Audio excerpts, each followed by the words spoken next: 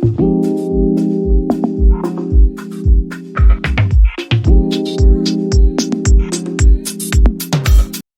lo que vamos a hablar, como decía Juan, pues es un poco, ha habido un poco de sopa de letras. Al final hay muchos términos en los que estamos hablando de lo mismo. Se empezó a hablar en su momento de la ABQ, luego de las armas de destrucción masiva a principios de siglo, NBQ, NRBQ, CBRN, en algunos sitios VRN, ahora en algunos sitios se añade la E para tratar los riesgos de enfermedades emergentes y riesgos tecnológicos. Al final de lo que estamos hablando es de agentes nucleares o radiológicos, biológicos y químicos, riesgos de esas sustancias o de esos microorganismos que pudiesen ser utilizados con el objetivo de causar daño a las personas de forma intencionada, ¿vale? Yo creo que a día de hoy el término más estandarizado a nivel internacional en inglés es Chemical, Biological, Radiological and Nuclear, precisamente el tema de la R para identificar la diferencia entre lesiones por radiación y no solo por armamentos o por isótopos nucleares, para no pensar siempre que el problema de lo nuclear es exclusivamente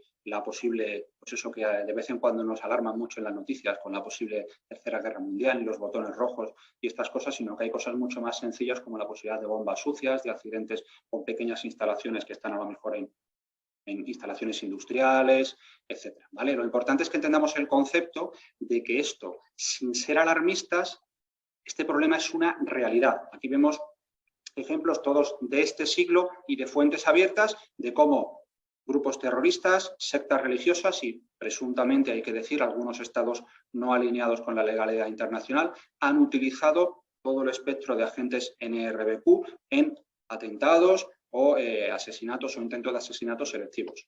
Y es cierto que es razonable que en el contexto de que volvemos a tener una vez más una guerra relativamente cerca, que nos transmite mucho en los medios, en la que estamos implicados indirectamente porque no ha dejado uno de los contendientes de ser un país aliado, pues nos pueda preocupar qué es lo que podría ocurrir, ¿vale? Entonces, insisto, tenemos que estar siempre en esa dualidad de no alarmarnos en exceso, pero prepararnos, ¿vale? Recientemente, el mes pasado publicamos en la revista de Sanidad Militar, mi jefa, la coronel Ballester y yo, un editorial al respecto y lo que estuvimos diciendo pues es que el riesgo es bajo, pero que es cierto que tenemos que tener en cuenta que como poco probable, pues poco probable era una pandemia por una enfermedad infectocontagiosa emergente, poco probables eran los 2 brotes de fiebres hemorrágicas que hemos tenido en territorio nacional en la última década, los 2 con contagio de personal sanitario en un hospital atendiendo pacientes en Madrid concretamente, ébola y Crimea-Congo, con lo cual precisamente lo que tenemos que aprender de COVID es que lo poco probable hay que tratarlo porque a veces ocurre y también alguna otra lección que yo creo que es algo en lo que estamos empezando a trabajar es que tenemos que tener mecanismos de escalar. Otra cosa que ocurre muchas veces es que la totalidad probablemente, o la práctica totalidad, bueno, menos nuestro residente militar que está aquí haciendo microbiología, la práctica totalidad de lo que estáis aquí, siempre vais a pensar, bueno, en el caso de que esto pase, a mí no me va a tocar, de eso se encargan los militares.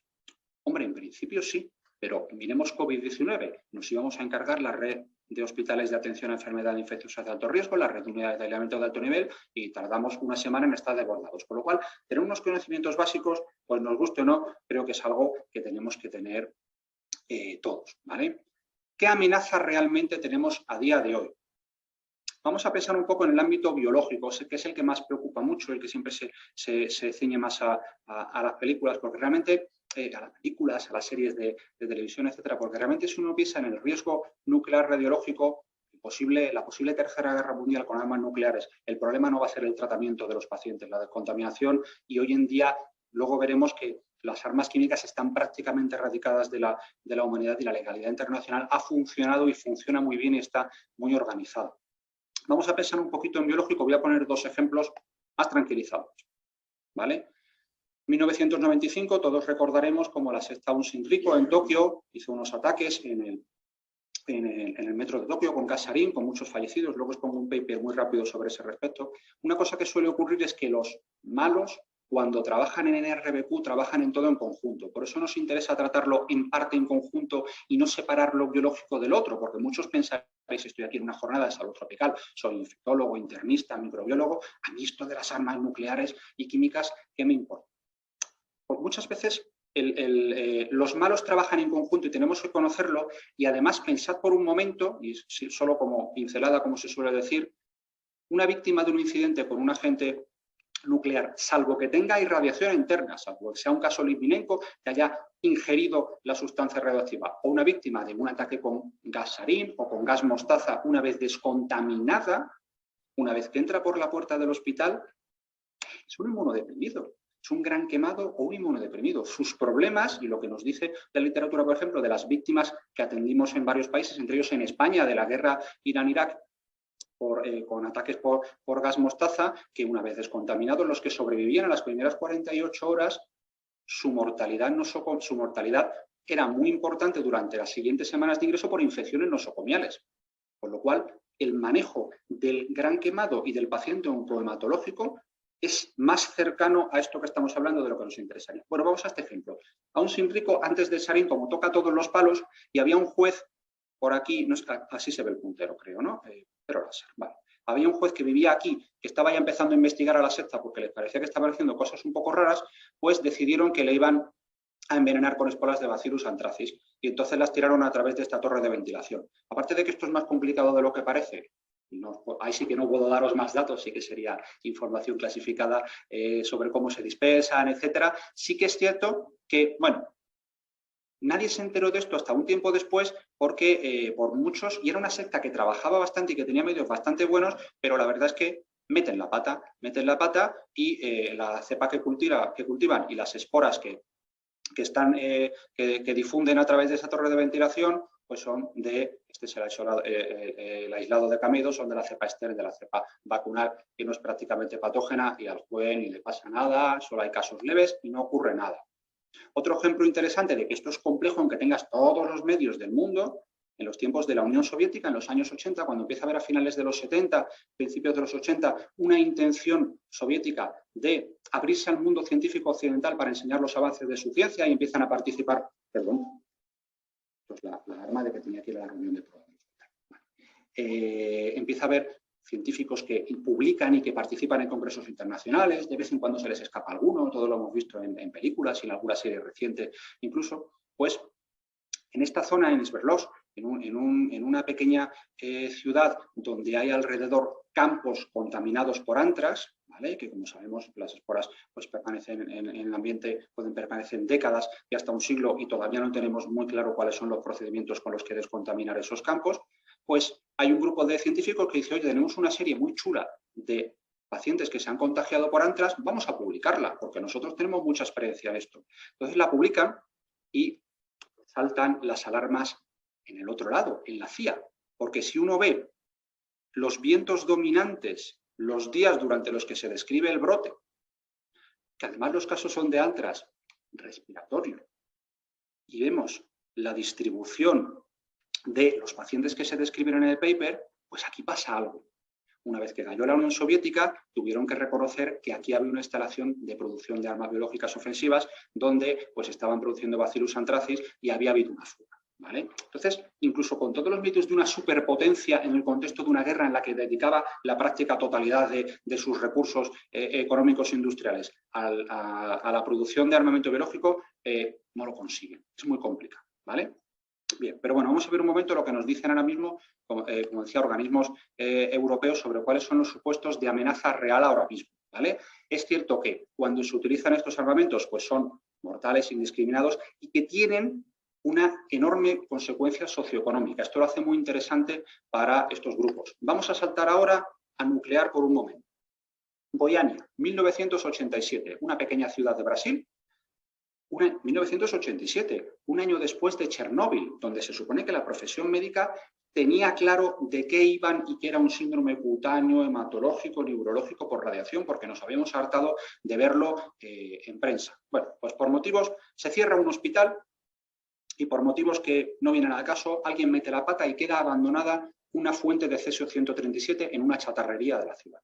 Entran unos señores a robar, hay unas señales de advertencia que no las entienden, al revés, dicen, oye, aquí tantas señales de advertencia, esto tan protegido, aquí dentro va a haber plata o va a haber oro. Lo abren y se encuentran el cesio-137, que es como un poco pues, cuando sale radiación en Los Simpsons, es una estancia azul, friable, así, un color curioso y les llama la atención. Fijaros, a día de hoy en el siglo XXI, el lugar donde más frecuentemente se diagnostican quemaduras o síndromes cutáneos por radiación es la cara externa de los muslos. La gente se encuentra cosas y se la guarda en los bolsillos.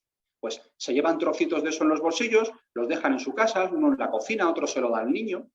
Y a lo largo de la siguiente semana, y por eso estas charlas son interesantes, en los hospitales de la ciudad van apareciendo diversos casos de lo que luego se verá que son síndromes cutáneos y síndromes hematológicos por radiación. Y nadie cae. Esto es un pénfigo, esto es una dermatitis, leucopenia estudio, tendrá una infección viral y por eso le han bajado un poquito los glóbulos blancos y no lo diagnosticamos ninguno. Hasta que una semana después llega una señora con el trocito de cesio al hospital y dice, oiga, que mi marido trajo esto a casa la semana pasada, lo dejó en el armario de la cocina, no estoy teatralizándolo, fue literalmente así. Esto me lo cuenta Nelson, que es el médico brasileño que le tocó organizar toda la respuesta cuando se diagnosticó. Y desde que me trajeron esto a casa, mi marido se ha muerto y mi hijo está en la UCI. Esto tiene que ver. Y entonces salta la alarma y ¿qué ocurre? Nos suena mucho con COVID o la gente que ha estado en el campo, en epidemias de ébola, por ejemplo, en África. Los médicos y los enfermeros se van de la ciudad presa del pánico. La ciudad se paraliza, la economía se paraliza. Tenemos que pasar a 100.000 personas por una línea de detección y descontaminación, porque todo el que diga que ha estado en la zona, pues hay que pasarle por un contador Geiger. Se genera una cantidad de residuos inmensos. Al final, muere poca gente, pero se genera una disrupción social impresionante.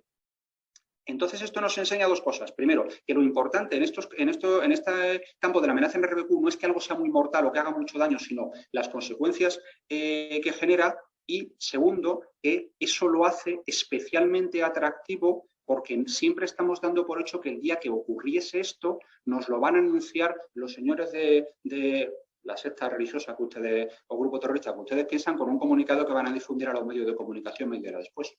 Pues no. Y nos vamos dando cuenta cuando ha pasado una semana y tenemos una situación mucho más difícil de controlar. Bueno, con lo cual, una vez más, os he tranquilizado y os he puesto nerviosos así para ir equilibrando la situación. Entonces, pues efectivamente, como digo, son atractivas estas armas para grupos terroristas. Poco para la guerra militar clásica, porque son muy difíciles de controlar y es muy difícil conseguir que tus tropas no se contaminen, por ejemplo, como pasaba en la Primera Guerra Mundial, cuando cambiaba el viento y te comías tú los bidones de cloro en los primeros experimentos con armas químicas. Como digo, esto es, por suerte, es complejo, hay que tener un conocimiento científico e instalaciones muy avanzado, pero también es cierto que hay otras cosas que son más fáciles, como está en la lista de armas biológicas y químicas, la ricina, que eso consiguiendo las semillas lo cultivas en tu casa y lo usas para envenenar. No os voy a empezar a dar ideas malignas. Aguas, fuentes de alimentos, etc.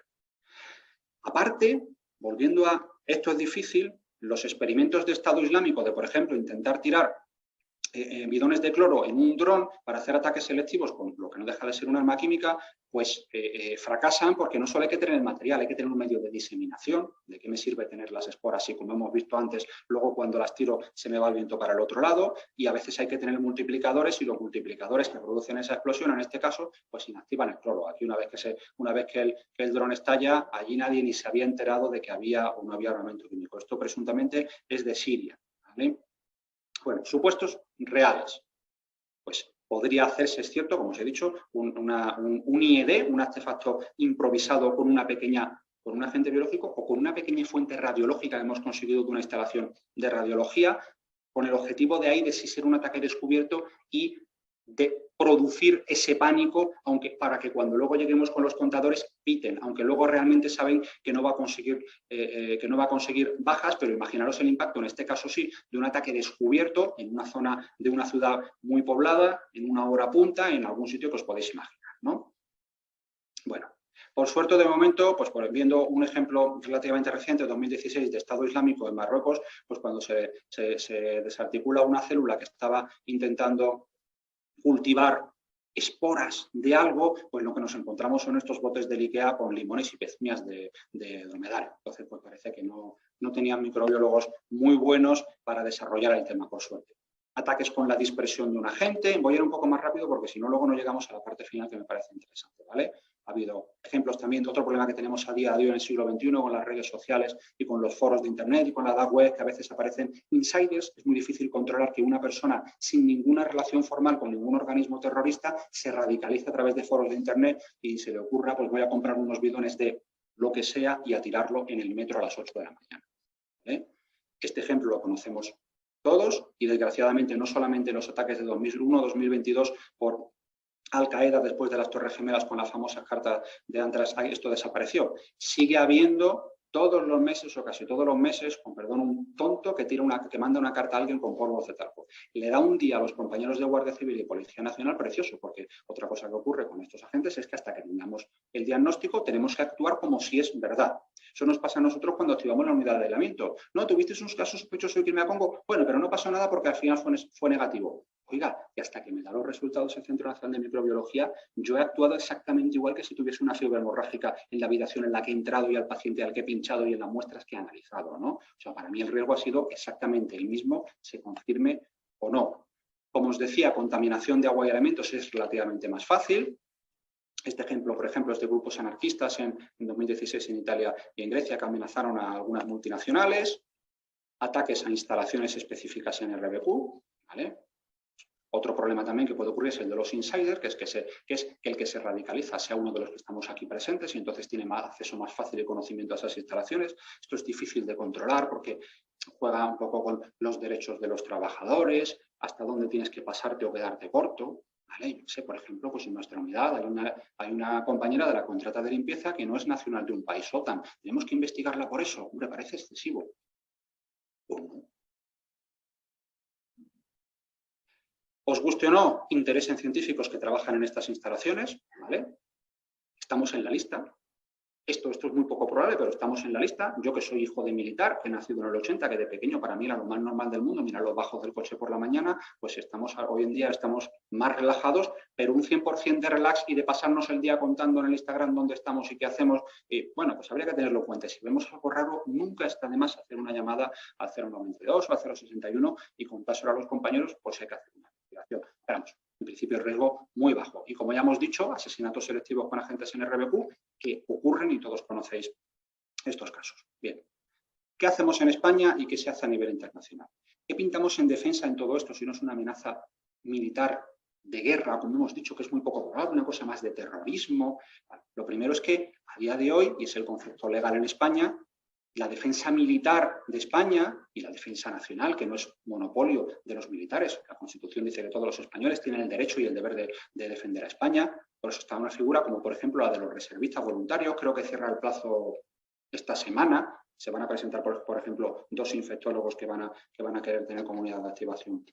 La nuestra entra dentro de un concepto más amplio que es el de seguridad nacional. Es decir, las amenazas a España, y entrando un poquito, haciendo un repaso muy rápido de cómo ha evolucionado la legislación desde que este concepto se introdujo en 2013 con la administración del presidente Rajoy, es explicar que las posibilidades de crecimiento de España están amenazadas por una serie de riesgos que no son solamente los clásicos, como por ejemplo vemos ahora una crisis económica que hace que no nos renueven los contratos de nuestra gente, que no nos compren el Malditov, una epidemia que paralice la actividad nacional, aunque no sea un ataque intencionado. Entonces, es interesante tratar todos estos medios porque tenemos unas amenazas frente a las que tenemos que, vamos viendo cómo vamos avanzando, cada 4 años se actualiza la estrategia y ya se va hablando cada vez más claro, aparte de la proliferación de destrucción masiva. Ya en 2017 había un apartado específico de epidemias y pandemias, que siempre es muy fácil, y no porque me esté escuchando para Lucía, que siempre es muy fácil decir que es que siempre vamos con el paso cambiado en sanidad, en CECAES. No, se estaba trabajando en esto de antes y estaba identificado que esto era un riesgo.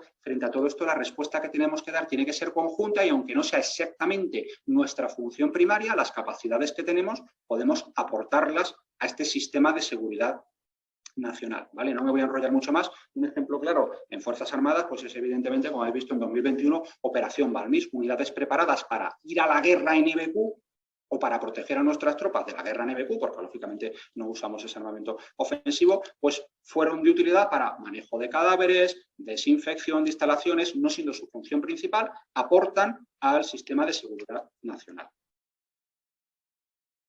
Y en eso estáis todos los que nos estáis escuchando, porque además específicamente en la estrategia de 2021 se añade, ya con la administración actual, otro concepto que es que las comunidades autónomas también tienen que participar en esto. Entre otras cosas porque el 95% del sistema sanitario público en España depende de las comunidades autónomas y vosotros sois parte de este sistema, como habéis experimentado estos últimos 2 años cuando habéis tenido que colaborar en la escalada a una respuesta a una enfermedad emergente que no se puede asumir en unas instalaciones pequeñas como la de la red de unidades de aislamiento.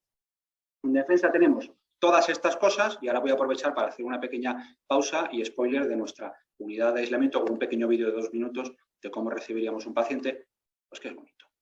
A ver, pero lo que pasa es que como le he dado el puntero, no sé cómo poner el vídeo.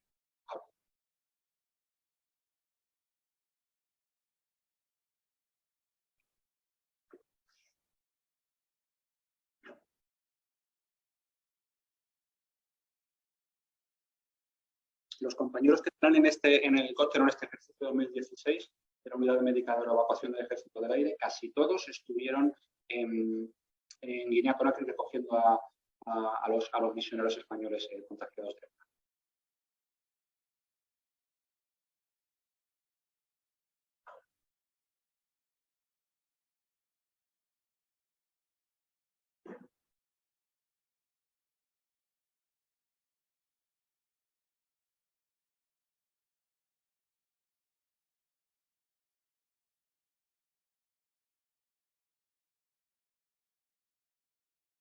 Esto ya sería nuestra unidad. Vais viendo que hay muchos pasos previos. Cada paso requiere de una coordinación y de un estudio muy importante porque no estamos hablando del control habitual de la infección hospitalaria, en el que sabemos que tampoco hay que tener un sellado perfecto entre los guantes ni bata de aislamiento de contacto porque ponerme 1000 E. coli en una muñeca no pasa nada. 10 virus de ébola en una escoriación en la piel son dosis infectivas. Entonces aquí emplear todos los medios posibles para disminuir a casi cero, porque el riesgo cero no existe, el riesgo de que haya transferencia de contaminación es muy importante. Nuestro objetivo es atender los primeros casos de estas enfermedades que pueden llegar a ser una epidemia, para aislarlos y evitar que se establezca la cadena de transmisión. No es un fracaso de España que no hayamos podido atender a los pacientes de COVID-19 ni de tratamiento. Es el mismo caso que cuando en Nigeria, Guinea-Conakry, en 2014-2015 tienen 10.000 casos de ébola. Trabajo a nivel individual, hacerlos lo mejor posible y lavarnos los episcopía. Pasa a todo el mundo. De hecho, per cápita tenemos más capacidad de aislamiento de alto nivel en España que en los Estados Unidos de América. Entonces, bueno, tenemos una red que está bastante bien, que yo creo que fue un éxito nacional y de coordinación de sanidad, defensa y las comunidades autónomas, mantener la red después de ébola y con nuestras dificultades, como todo el mundo, mantenerla activa. Es cierto que tenemos muchas estrellitas, pero casi todas las unidades aquí que veis tienen una cama de aislamiento de alto nivel, salvo Carlos III que tiene 2 y nosotros que tenemos 7, ¿vale? El esfuerzo de personal y la cantidad de gente que tiene que trabajar allí para hacer todo esto bien hace que realmente, en experiencia real, más de 2 pacientes con una fiebre hemorrágica confirmados a la vez en la misma unidad no lo ha tenido nadie en el mundo, ¿vale? Y como digo, pues tenemos esta coordinación a través de la red de hospitales del Ministerio de Sanidad y a nivel científico en el grupo de trabajo de unidades de aislamiento de SEIN, que está integrado en el grupo de patología importada, que hasta dentro de unos 6 meses me toca presidir y que hacemos pues el contrapunto también de protocolización y que, como decía antes Juan, estamos trabajando ahora, por ejemplo, en documentos de consenso a este respecto. Sin entrar en mucho más detalle, sabéis que hay otra red que funciona muy bien para el diagnóstico, la RELAB, en la que hay laboratorios de distintas administraciones, de distintas instancias de España, porque al final todos, gobierno central, un ministerio, otro, una comunidad autónoma, un ayuntamiento, una universidad, al final todo sale de nuestros impuestos y somos el mismo país que tiene esas amenazas conjuntas a la seguridad nacional, trabajan de forma conjunta. Pero esto es algo que tiene que ir en ambos lados. Y no solamente en esto, sino en todos los sitios en el conocimiento básico. Porque de nada sirve tener estas unidades de aislamiento y esta red de laboratorios de alerta biológica para el diagnóstico de los agentes bioterroristas si el primer médico que ve el caso no es capaz de diagnosticarlo y poner en marcha la alerta.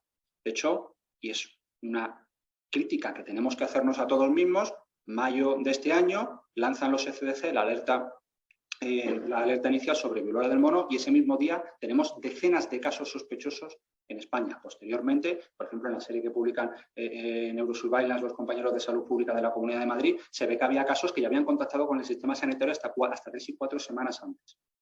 Entonces, todo esto está muy bien, pero tiene que haber una puerta de entrada en la que todos tenemos que estar formados y, por supuesto, hay que hacer la reivindicación de que para esto es fundamental que en el año 2022 España sigue siendo el único país de la Unión Europea y de la OTAN sin especialidad de enfermedades infecciosas.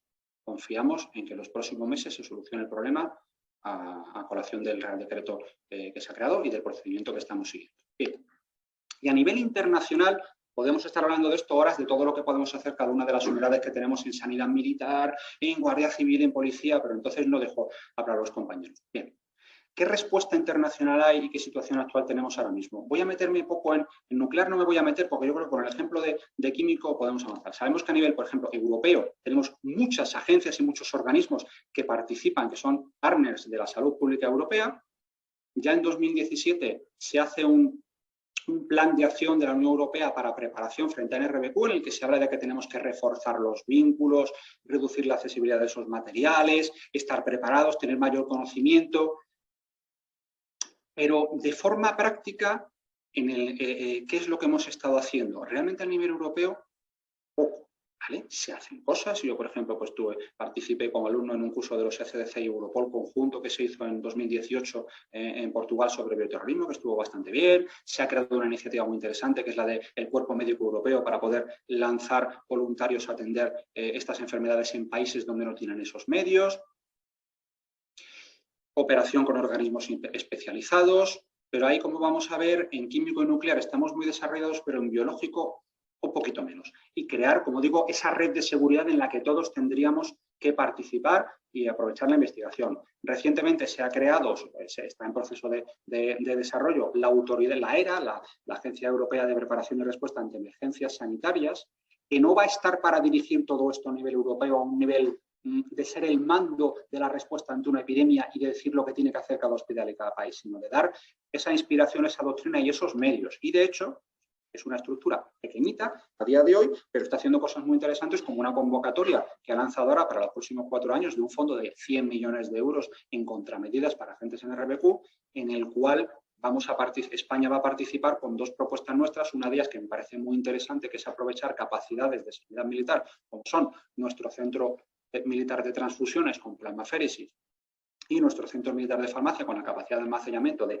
millones de dosis de las vacunas o antídotos que necesitemos para extraer inmunoglobulina de los vacunados frente a viruela en el contexto de esta epidemia y tener una reserva europea para el caso que hubiese un posible ataque bioterrorista con viruela u una reemergencia de la viruela del mono, que ahora, como sabemos, está casi desaparecida de nuestro medio, pero no cero, y que el acceso a esos medicamentos ha sido complejo.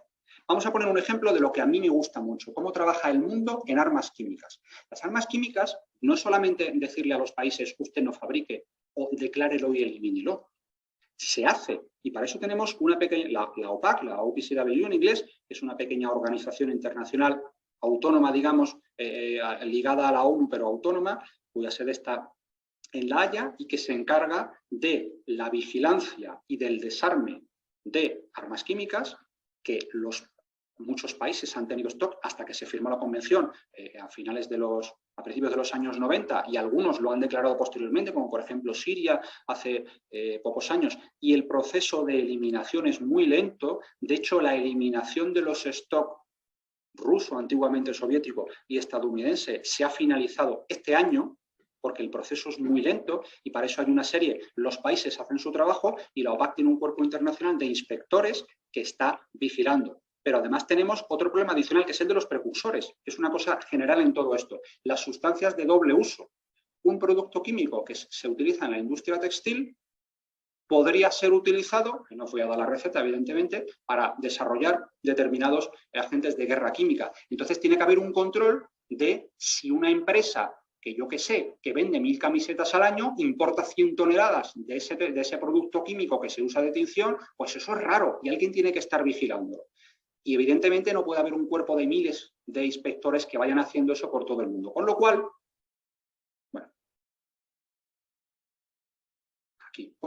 cada país, cuando entra en la convención, tiene una autoridad nacional para la prohibición de las armas químicas. En España es un esfuerzo conjunto que depende de asuntos exteriores, pero que está encuadrado en el Ministerio de Industria, y al final, aunque pueda parecer poco, son 4 personas, un secretario, un administrativo y otros 2 facultativos, que se encargan de revisar todas estas listas, hacer inspecciones nacionales a las instalaciones que ellos consideran y estar preparados para cuando de La Haya vienen a hacernos una inspección.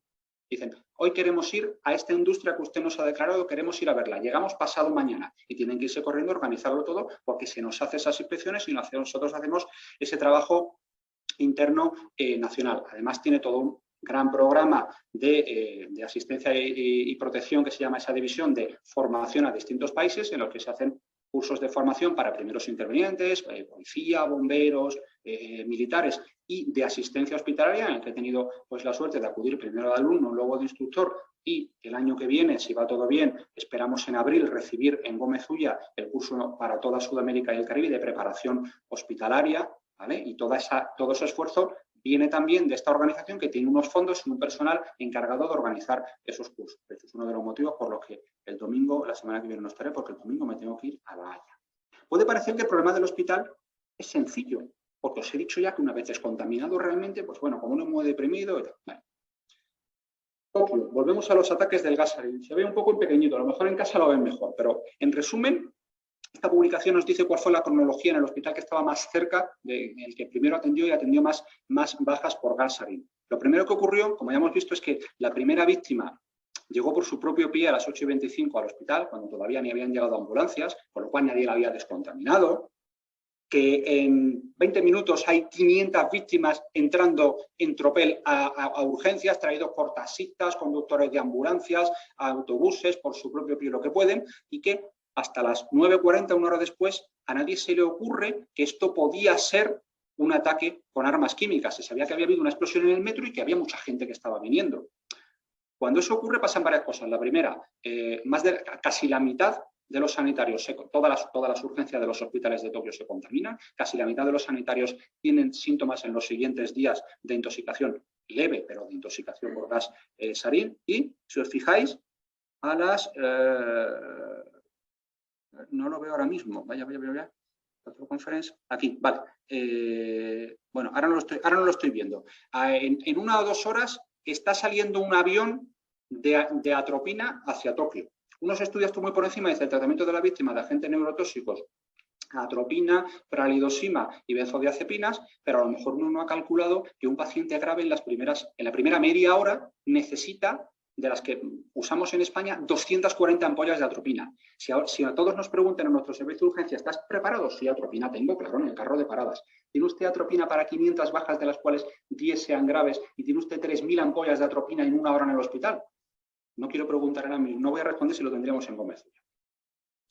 En biológico carecemos, lo lleva directamente ONU, y carecemos de una organización internacional específicamente dedicada a esto. Y viendo toda la cuestión del doble uso, podéis pensar que es verdad, que hay laboratorios de investigación donde se trabaja con agentes y se cultivan agentes que se podrían utilizar como agentes de guerra biológica. Se está trabajando a nivel nacional. A nivel nacional se hizo un primer plan, esto lo hemos llamado biocustodia. Son, digamos, las 2 patas de la preparación que tendríamos que tener frente a biológicos. La biocustodia, ese control de esas sustancias de doble uso. El día que eso ocurra puede llegar un momento en el que de vez en cuando a los servicios de micro se nos pase un cuestionario o podría hasta haber una inspección. Eso espero. Se hizo un primer plan en 2019. COVID ha dificultado que se haya podido ejecutar. Además, como siempre decimos, teniendo en cuenta que los medios que tiene salud pública en España son ínfimos. Las comunidades autónomas, había un artículo de hace un par de meses de Paloma Navas, que ha colaborado con nosotros en estos protocolos, que decía: en España nos gastamos 15 euros persona año en salud pública, incluyendo el coste de las vacunas, o sea, prácticamente nada. Y CECAES, que siempre queda muy manido, que siempre es muy fácil durante estos años, que como bien decía el otro día, me he pasado una reunión, cuando hacemos nuestro trabajo bien nos dicen que somos unos exagerados, y cuando cometemos algún error es que somos 7. Es que nosotros nos creemos, ahora esperamos que la cosa mejore con la Agencia Española de Salud Pública, que parece que se va a crear por fin, pero la realidad es que los medios que dedicamos a la salud pública en comunidades autónomas y en gobierno central son muchísimo menos de los que deberíamos tener. Entonces, se hace lo que se puede. Yo creo, personalmente, que tendríamos que crear a nivel nacional algo parecido a la Autoridad Nacional para la Evolución de las Armas Químicas, que se encargue de esto, porque si no, esto no va a poder hacerse. Y ahora está en proceso de revisión, hay un grupo de trabajo que están coordinando desde Sanidad y se va a hacer, y se está haciendo, ¿vale? Y los tratamientos y las vacunas. Ahora, de hecho, sobre viruela del mono, pues el mes que viene voy a tener la oportunidad de participar en la delegación española en la revisión que hay cada 5 años de la Convención de Armas Biológicas. Y llevamos un informe en el que hablamos de cómo viruela del mono ha sido un test de estrés de qué habría ocurrido ante un ataque bioterrorista con viruela. Posibilidad muy complicada porque está erradicada, pero es cierto que se conservaron las cepas, ya sabéis, en Rusia y en Estados Unidos, que en teoría el genoma está disponible, la secuencia en la dark web, y que alguien con muchos medios podría secuenciarlo. Las vacunas y los tratamientos son los mismos. Entonces, ¿Qué lecciones aprendemos de cómo hemos manejado viruela del mono en Europa en general? Pues la realidad es que no teníamos ni las vacunas ni los tratamientos que teníamos que tener, que han llegado despacio y que no hemos tratado a todos los pacientes que nos habría gustado tratar y hemos tenido que restringir mucho. Pero eso tiene que servir como una lección de qué tenemos que hacer y que además, como comentábamos ahora los ponentes al principio, en un caso, por ejemplo, que no respondió, un caso de Costa del Sol en verano que no respondió al tecovirimat, lo tenéis presentado, está todavía disponible en el Campus Sein. Hicimos hace un par de semanas un webinar de actualización en problemas clínicos concretos de viruela, que está ahí grabado y que lo podéis ver, y estuvieron presentando un caso espectacular de un inmunodeprimido que está ingresado todavía el pobre desde julio.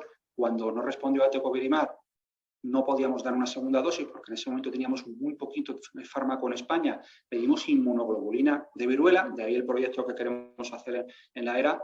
Desde que se hace la solicitud por la Agencia Española de Medicamento, tarda 2 semanas en poder ponerse al paciente hasta que conseguimos que la burocracia y los trámites legales hagan que de Canadá pueda despegar el avión para llevarle el fármaco Marbella al paciente. Todo esto nos tiene que servir, insisto, el mundo de NRBQ es una montaña rusa. Ahora hay una guerra en Ucrania, nos preocupa. La guerra se acaba dentro de 2 meses. ¿No se acuerdan ustedes de mí?